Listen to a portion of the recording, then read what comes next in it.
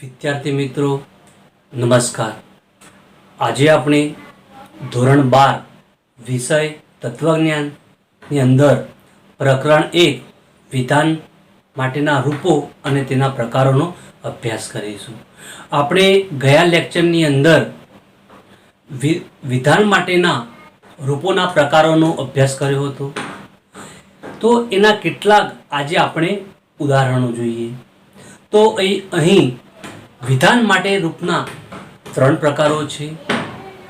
વિધાન માટેનું તદૈવાર્થક રૂપ, વિધાન માટેનું સહવ્યાખ્યાતી રૂપ અને વિધાન માટેનું પરાયત રૂપ। તો આપણે ફરીથી આ 3 બાબતોને સમજવા માટે કેટલાક ઉદાહરણો જોઈએ। બોર્ડની પરીક્ષાની અંદર વિભાગ ડીની અંદર 32મા નંબરમાં અહીં 3 ગુણનો એક દાખલો પૂછાતો હોય છે। અહીં સત્યતા કોષ્ટક રીતનો ઉપયોગ કરી વિધાન માટેના રૂપનો પ્રકાર નક્કી કરો અને આવી સૂચના આપી હોય છે। અને પછી આ પ્રમાણે પી વિકલ્પન ક્યુ સમુચય પી વિકલ્પન ક્યુ આ પ્રમાણે પ્રાતિક રજૂઆત આપેલી હોય છે। આ જ પ્રાતિક રજૂઆતને આપણે સત્યતા કોષ્ટક દ્વારા રજૂઆત કરીએ અને વિધાન માટેના રૂપનો પ્રકાર કયો છે તે નક્કી કરીએ। તો આપણે સૌપ્રથમ આપેલ માહિતીની અંદર આપણે થોડીક સમજૂતી મેળવી દઈએ। તો સૌપ્રથમ આપણે જોઈએ તો અહીં આપેલ માહિતીની અંદર કેટલા સાદા વિધાનો આપવામાં આવેલા છે? અહીં 2 સાદા વિધાનો આપવામાં આવેલા છે, પી અને ક્યુ। અહીં આપણે 11મા ધોરણની અંદર શીખી ગયા કે આપેલ પ્રાતિક રજૂઆતની અંદર જો એક સાદું વિધાન હોય તો 2 હરોળની રચના થાય, 2 સાદા વિધાન હોય તો 4 હરોળ, સાદા વિધાન હોય તો 8 હરોળની રચના થાય અને 4 સાદા વિધાન હોય તો 16 હરોળની રચના થાય। એ પ્રમાણે આપણે ધોરણ 11ની અંદર સામાન્ય બાબતો શીખી ગયેલા છીએ। ફરીથી આપણે એક બાબતને અહીં પુનરાવર્તન કરી લઈએ। પી અને ક્યુ અહીં 2 સ્તંભ આપવામાં આવેલા છે, તો આપણે સૌપ્રથમ પી અને ક્યુ 1 અને 2 અહીં આપણે સૌપ્રથમ 2 સ્તંભ બનાવી દઈએ। પછી જ્યારે 2 સ્તંભ હોય તો હરોળો કેટલી બને? તો 4। તો સૌપ્રથમ આપણે 4 હરોળો બનાવી દઈએ, 1 2 3 અને 4।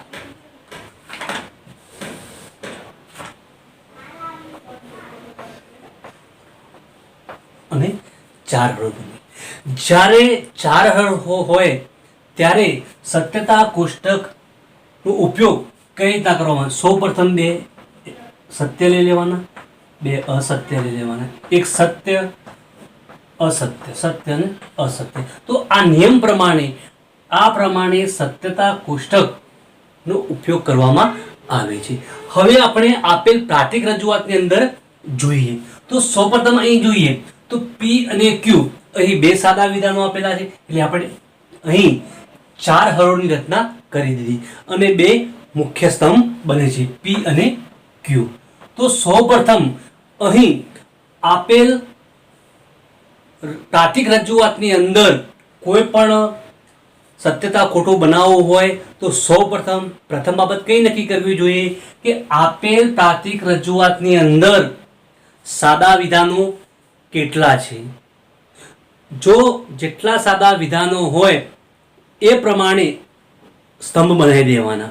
તો અહીં આપેલ સાદા વિધાનો કેટલા હતા? પી અને ક્યુ, એટલે 2 સ્તંભ બનાવ્યા। હવે 2 સ્તંભ હોય તો હરોળ કેટલી બને? 4। તો એ પ્રમાણે આપણે અહીં રચના કરી દીધી। હવે બીજી બાબત જોઈએ આપણે, આપેલ પ્રાતિક રજૂઆતની અંદર સૌપ્રથમ સર્વોપરી કારક નક્કી કરવાનો। સર્વોપરી કારક એટલે શું? કે જે તાર્કિક કારક અમુક ભાગને નહીં પરંતુ આખી પ્રાતિક રજૂઆતને લાગુ પડતો હોય તેને સર્વોપરી કારક એટલે કે અમુક ભાગને નહીં પણ આખા ભાગને જે તાર્કિક કારક લાગુ પડતો હોય તેને તાર્કિક કારક કહેવામાં આવે છે. તો અહીં સમુચય એ સર્વોપરિકારક છે. ટૂંકમાં એક જ વસ્તુ યાદ રાખી દેવાની, કૌંસની બહાર જે તાર્કિક કારક હોય એ સર્વોપરિકારક કહેવામાં આવે છે. તો અહીં જો વિકલ્પન એ સર્વોપરિકારક નથી, એ માત્ર પી અને ક્યુ ને જ લાગુ પડે છે, પી અને ક્યુ ને લાગુ પડે. જ્યારે સમુચય એ ડાબી અને જમણી બંને બાજુએ લાગુ પડે છે, એટલા માટે તેને સર્વોપરિકારક કહેવામાં આવે છે. અહીં આપણે રચના કરી, પી અને ક્યુ સ્તંભની રચના કરી. હવે આપણે ત્રીજો સ્તંભ બનાવીએ તો સૌપ્રથમ એક જ વસ્તુ યાદ આવે, સર્વોપરિકારક નક્કી કર્યા પછી એની ડાબી બાજુ ને એની જમણી બાજુએ આપણે ગૌણ સ્તંભો બનાવી દઈએ. તો સર્વોપરિકારક કયો થયો? સમુચય. એની ડાબી બાજુ તો શું આપે? પી વિકલ્પન ક્યુ. તો અહીં 3 નંબરનો સ્તંભ આપી પી વિકલ્પન ક્યુ દર્શાવી દેવાનું. તો અહીં ડાબી બાજુ ક્લિયર થઈ ગઈ. હવે એ જ પ્રમાણે આપણે જમણી બાજુ જોઈએ તો 4 નંબર આપી દો, પી વિકલ્પન ક્યુ.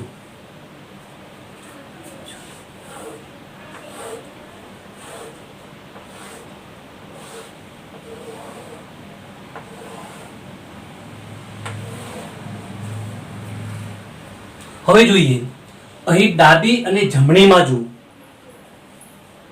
ગૌણ સ્તંભો તૈયાર થઈ ગયા. હવે આખું વિધાન લઈ લઈએ. આખા વિધાનની અંદર કયો આવશે? છેલ્લે સર્વોપરિકારક સમુચય. તો એ 5 નંબર આપી દેવાનો.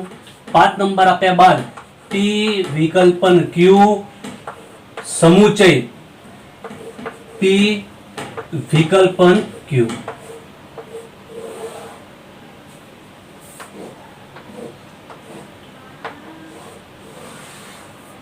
તો આ પ્રમાણે અહીં રચના કરવામાં આવે છે. ફરીથી આની આ જ બાબતો આપણે ફરીથી સમજી લઈએ. કોઈ પણ જ્યારે સત્યતા કોષ્ટકની રીતનો ઉપયોગ કરી વિધાન માટેના રૂપનો પ્રકાર નક્કી કરવાનો હોય તો સૌપ્રથમ શું નક્કી કરવું જોઈએ? આપેલ પ્રાતિક રજૂઆતની અંદર કેટલા સાદા વિધાનો છે? જો એક સાદું વિધાન હોય તો એક સ્તંભ બને, 2 સાદા વિધાન હોય તો 2 સ્તંભ બને, 3 સાદા વિધાન હોય તો 3 સ્તંભ બને, ને 4 હોય તો 4 સ્તંભ બને છે. અને જે પ્રમાણે સ્તંભ આપેલા હોય એ પ્રમાણેની સંખ્યા લેવામાં આવે છે. એક સ્તંભ હોય તો કેટલી હરોળો? 2.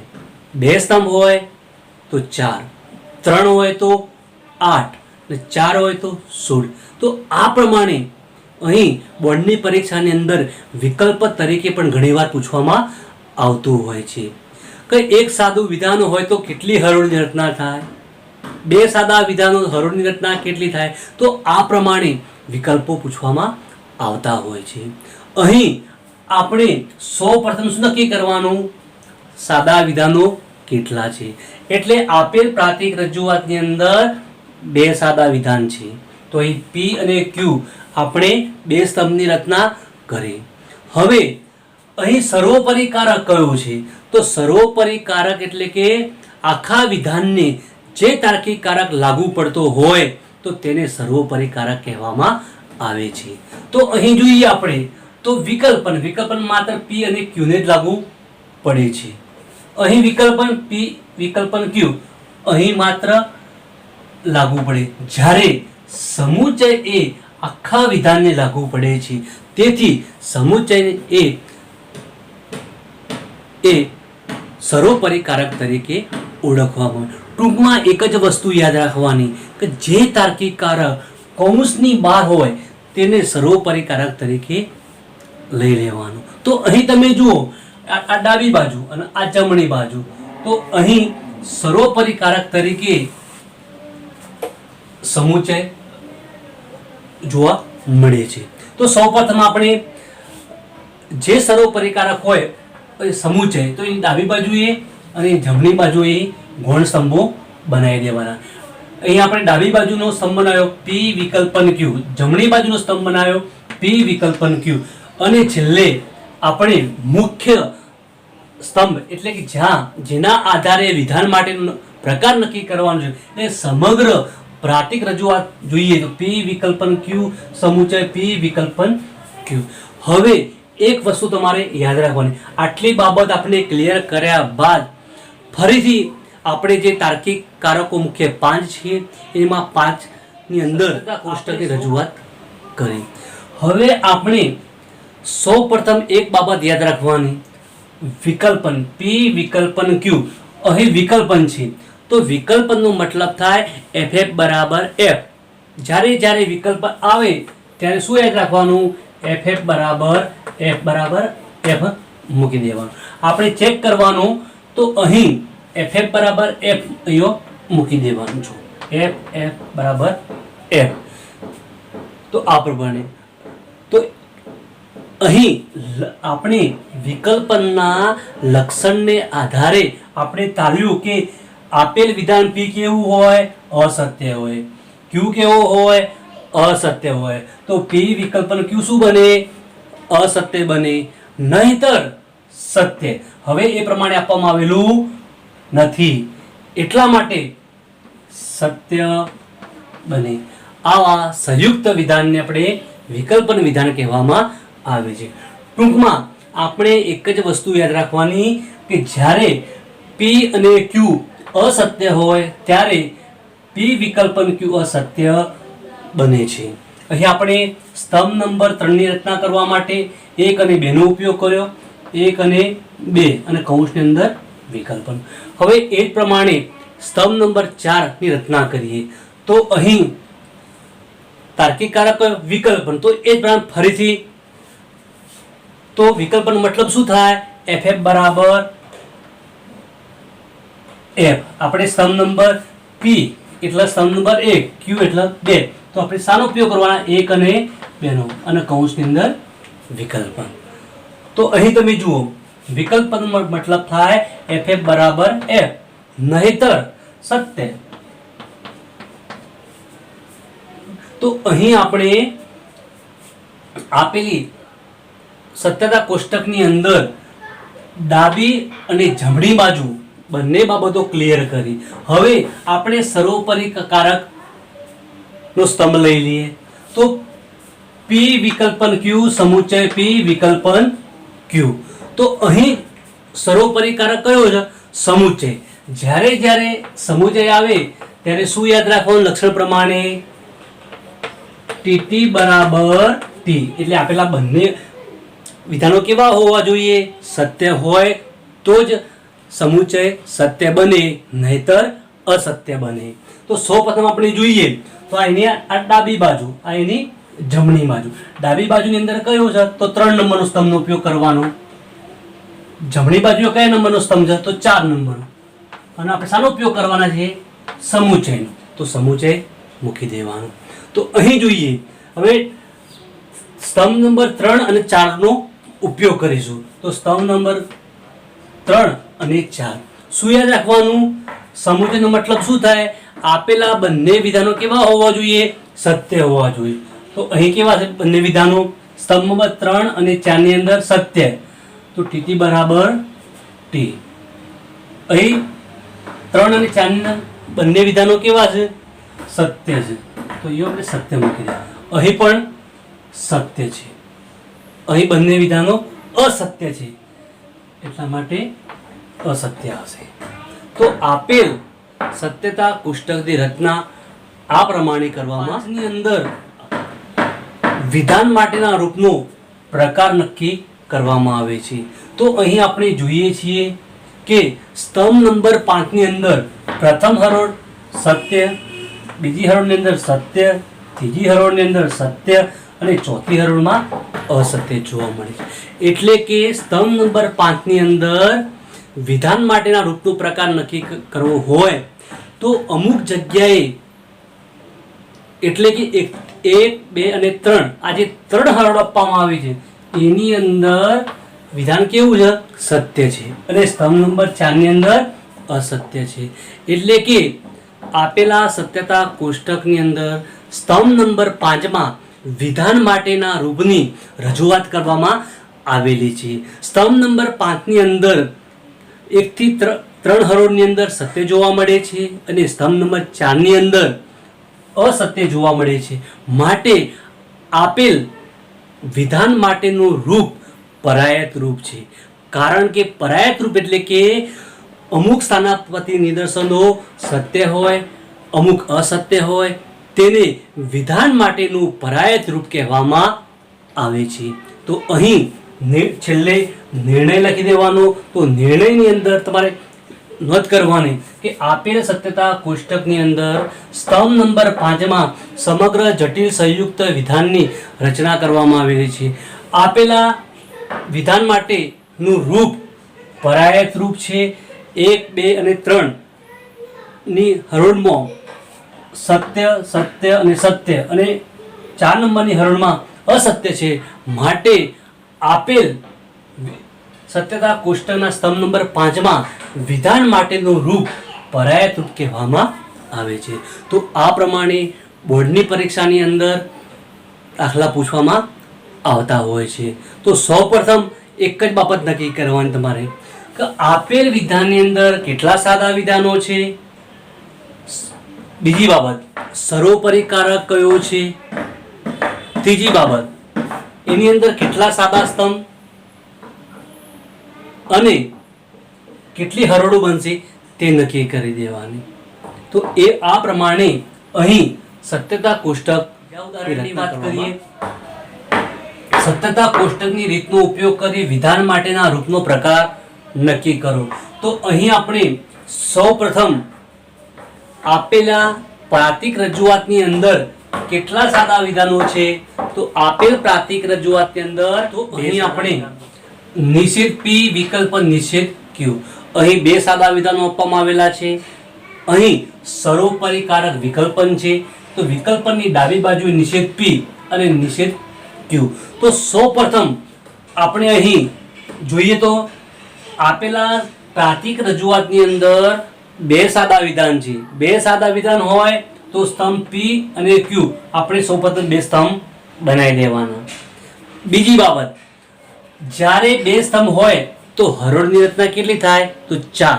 તો આ પ્રમાણે આપણે 4 હરોળની રચના બનાવી દીધી. સૌપ્રથમ 2 સત્ય, અસત્ય, સત્ય, અસત્ય, સત્ય, અસત્ય, આ પ્રમાણેની રચના ફિક્સ છે. એટલે આપણે આ પ્રમાણે પેલા રચના એની બનાવી દેવાની. હવે આપણે જોઈએ તો સૌપ્રથમ સર્વોપરી કારકની ડાબી બાજુએ અને જમણી બાજુએ આપણે સ્તંભ બનાવી દઈએ. તો અહીં સર્વોપરીની ડાબી બાજુએ નિષેધ P એટલે નિષેધ P નો એક આપણે સ્તંભ બનાવી દઈશું. સર્વોપરી કારકની જમણી બાજુએ નિષેધ Q, તો નિષેધ Q નો આપણે સ્તંભ બનાવી દીધો. હવે આખું વિધાન કયું છે? નિષેધ P વિકલ્પ નિષેધ Q. તો નિષેધ P વિકલ્પ નિષેધ Q. અહીં સ્તંભ નંબર 5 એ સમગ્ર જટિલ સંયુક્ત વિધાનની રચના કરવામાં આવેલી છે. તો અહીં આપણે રચના કરીએ તો અહીં P આપેલો છે. તો આપણે સ્તંભ કયો જોવાનો? 1. તો 1 નો ઉપયોગ કરવાનો અને નિષેધ લઈ લેવાનો.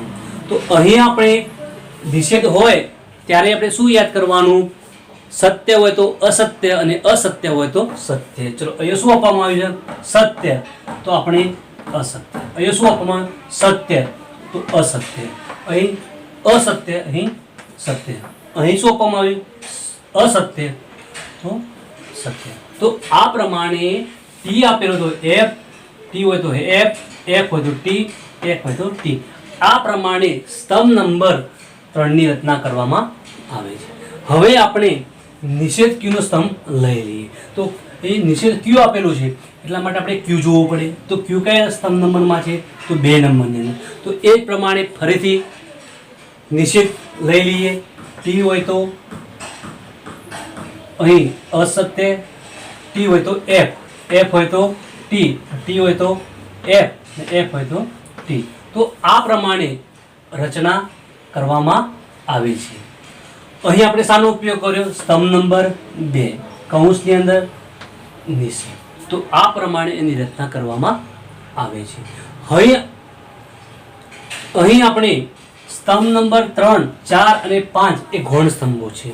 તો અહીં આપણે ડાબી અને જમણી બંને બાજુ ક્લિયર કરી એની સ્તંભની રચના કરી દીધી. હવે આપણે સર્વોપરી કારક કયો છે? તો વિકલ્પન. તો વિકલ્પનનો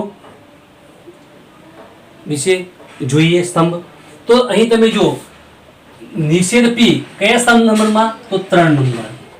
નિષેધ પી કયા નંબરમાં? 4 નંબરનું. સર્વોપરિકારક કયો? તો વિકલ્પન. તો અહીં આપણે 3 અને 4 નો ઉપયોગ કરીશું અને શું લઈશું ધ્યાનમાં? વિકલ્પન. વિકલ્પનનો મતલબ શું થાય? FF બરાબર F. તો આપણે 3 અને 4 જોઈ લઈએ. FF બરાબર F. અહીં આપવામાં આવેલું છે? નથી આપવામાં આવેલું. અહીં જો વિકલ્પન હોય ત્યારે FF બરાબર F આપવામાં આવેલું હોય તો F મૂકી દેવાનું, નહીતર સત્ય. તો આ પ્રમાણે સત્યતા કોષ્ટકની રચના કરવામાં આવે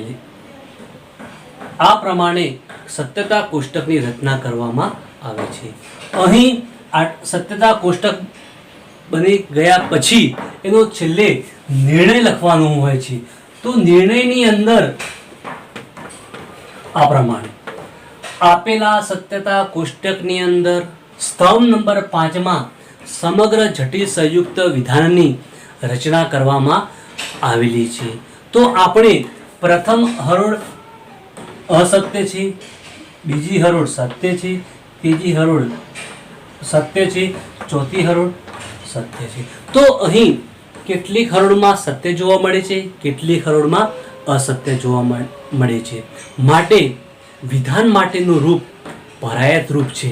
તો એ પ્રમાણે અહીં નિર્ણય લખી દેવાનો.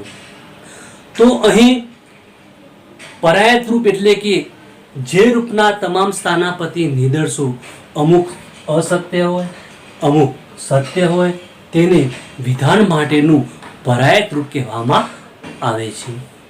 આપણે આગળનું ઉદાહરણ 3 જોઈએ. સૌ પ્રથમ આપેલ પ્રાતિક રજૂઆતની અંદર કેટલા સાદા વિધાનો છે તે નક્કી કરવા.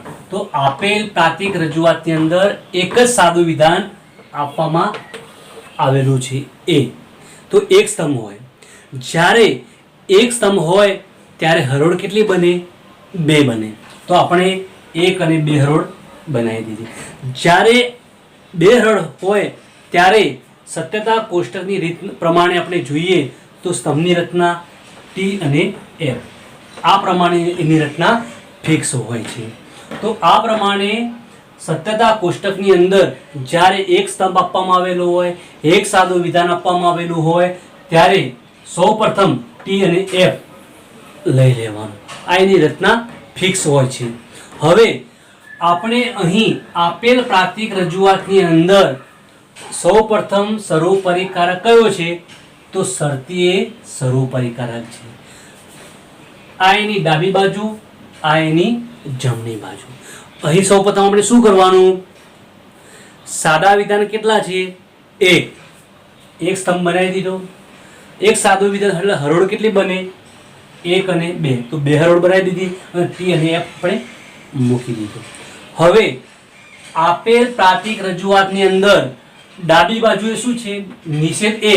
તો નિષેધ A આપણે બીજો સ્તંભ બનાવી દીધો.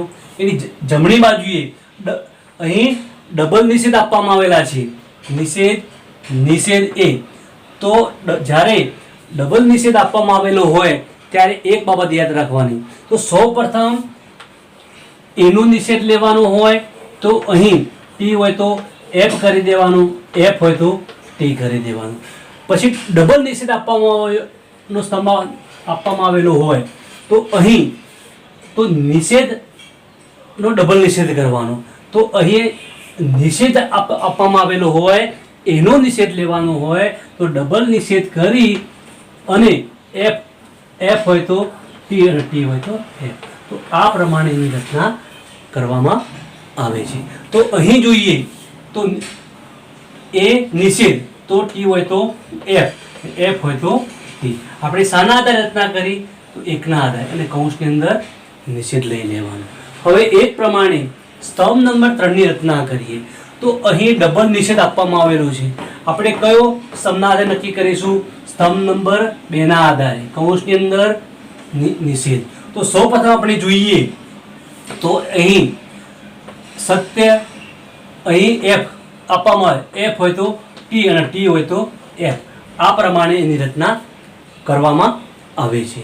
અહીં આપણે ડાબી બાજુ અને જમણી બાજુ ક્લિયર કરી. હવે આપણે આપેલ સત્યતા કોષ્ટકની અંદર સમગ્ર જટિલ સંયુક્ત વિધાનની રચના કરતો સ્તંભ કયો બનશે? એટલે કે સર્વોપરીકારકનો સ્તંભ. અહીં શરતી, તો શરતી નો સ્તંભ બનાવી દઈએ. અહીં નિષેધ એ કયા નંબરમાં? તો 2 સ્તંભ નંબરમાં. ડબલ નિષેધ એ 3 નંબરમાં. અહીં શાનો ઉપયોગ કરવાનો? શરતી. અહીં 2 અને 3 ના સ્તંભનો ઉપયોગ કરી શરતી નો મતલબ શું થાય? તો TF બરાબર F લક્ષણ પ્રમાણે જોઈ લેવાનું. તો સ્તંભ નંબર 3 માં 2 અને 3, તો 2 અને 3 ની અંદર TF જોવા મળે છે, તો અહીં આપણે F મૂકી દેવાનું. હવે જોવા મળતું નથી. અહીં પહેલા શું હોવું જોઈએ? સત્ય. અસત્ય બરાબર અસત્ય. અહીં એ પ્રમાણે જોવા મળતું નથી. નહીતર સત્ય. આવા સંયુક્ત વિધાનને આપણે શરતી વિધાન કહેવામાં આવે છે. તો આ પ્રમાણે અહીં સત્યતા કોષ્ટકની રચના કરવામાં આવે છે. અહીં સ્તંભ નંબર 4 એ સમગ્ર જટિલ સંયુક્ત વિધાન માટેના રૂપનો પ્રકાર નક્કી કરે છે. અહીં સ્તંભ નંબર 4 ની અંદર આપણે જોઈએ તો પ્રથમ હરોળની અંદર સત્ય, બીજી હરોળની અંદર અસત્ય જોવા મળે છે. સત્યતા કોષ્ટકની અંદર અમુક જગ્યાએ સત્ય હોય, અમુક જગ્યાએ અસત્ય હોય, તો વિધાન માટેનું રૂપ પરાયત બને છે. તો અહીં આપેલ નિર્ણય લખી દેવાનો. સૌપ્રથમ તો નિર્ણયની અંદર આપેલ સત્યતા કોષ્ટકની અંદર સ્તંભ નંબર 4 માં વિધાન માટેના રૂપની રજૂઆત કરવામાં આવેલી છે. તેની પ્રથમ હરોળ સત્ય છે, બીજી હરોળ અસત્ય છે. તો અહીં સ્થાનાપતિ નિદર્શનો અમુક જગ્યાએ સત્ય, અમુક જગ્યાએ અસત્ય જોવા મળે છે. માટે વિધાન માટેનું રૂપ એ પરાયત રૂપ છે. હવે બોર્ડની પરીક્ષાની અંદર આ પ્રમાણે વિભાગ D ની અંદર વિધાન માટેના રૂપના દાખલા પૂછવામાં આવતા હોય છે. પણ ઘણી વખત અહીં આ પ્રમાણે પૂછવામાં ન આવે અને ઘણીવાર એમ પૂછવામાં આવે છે તો જટિલ સંયુક્ત વિધાનના સત્યતા કોઠાની રચના કરી તેની સમજૂતી મેળવો. તો એ પ્રમાણે આપણે આવતા લેક્ચરની અંદર કેટલાક ઉદાહરણો જોઈશું. ધન્યવાદ.